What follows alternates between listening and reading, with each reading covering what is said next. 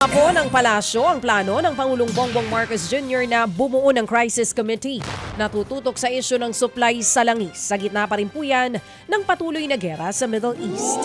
Ayon kay Palace Press Officer Attorney Claire Castro, isinasapinal na ng Malacanang ang pagbuo sa naturang komite. Wala pang detalye kung sino-sinong magiging parte ng Crisis Committee pero nilinaw ni Executive Secretary Ralph Recto na itutuloy lang ng komite ang mga nasimula ng hakbang para matugunan ang kasalukuyang problema sa supply ng langis.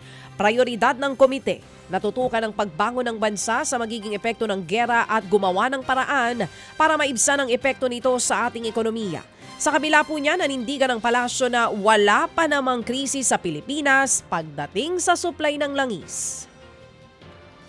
Sa iba pang balita, nakatakdang tumestigo si dating Senator Antonio Trillanes sa pagdinig ng Kamara sa impeachment complaint. Laban po yan kay Vice President Sara Duterte. Ayon kay Trillanes, siya mismong magiging pambungad na testigo sa pagdinig ng House Committee on Justice na gaganapin po mamaya. Maghahain ng presentasyon ng dating senador kaugnay ng mga alegasyon kabilang ang umano'y bank accounts ng Vice Presidente at maging po ng kanyang pamilya. Una nang sinabi ng kampo ni VP Sara na hindi siya dadalo sa pagdinig ngayong araw.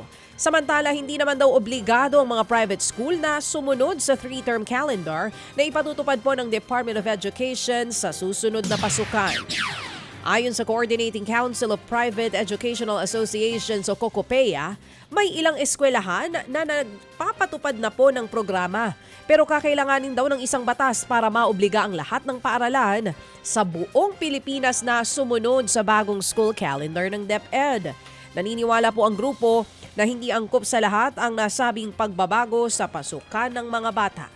Sa ilalim po ng 3-term school calendar, hahatiin na sa 3 terms ang pasukan ng mga bata, imbis po na 4 na quarter katulad ng nakasanayan.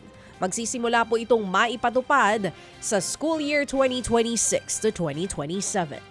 Mga kapatid, para sa iba pang mga balita at impormasyon, sundan niyo po kami sa X, Instagram, Facebook at syempre sa TikTok, True Network PH. Mag-subscribe din po kayo sa aming YouTube channel, True Network. May website din po tayo, truenetwork.ph, at pwede nyo rin po kaming mapanood sa Channel 19 ng aming True FM TV. Lagi pa rin makinig sa radyo dito po sa 105.9 True FM dahil dito, laging true sa'yo, kapatid. Dito tayo sa totoo, tunay at tapat.